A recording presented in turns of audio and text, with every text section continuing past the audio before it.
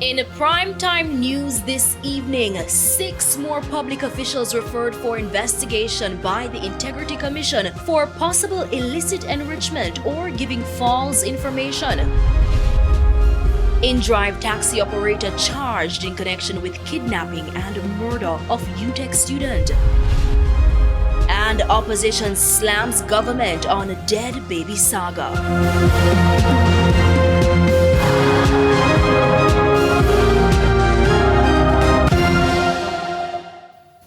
Good evening and welcome to Primetime News. A special welcome if you're watching on TVJ International, that's in the Cayman Islands, or online at onespotmedia.com. I'm Giovanni Dennis. And I'm Janella Precious. Now later on we'll have the financial week, but here's Spencer Darlington with a preview of what's to come in sports.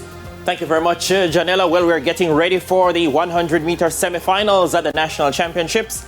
And the West Indies lost the opening test against Australia inside 3 days. Wow. We'll give you the details in Primetime Sports later.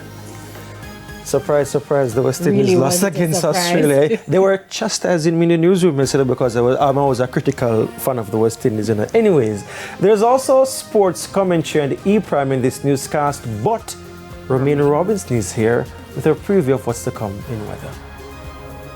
Thanks, Giovanni. Now, this weekend we do have windy conditions prevailing across most of the area.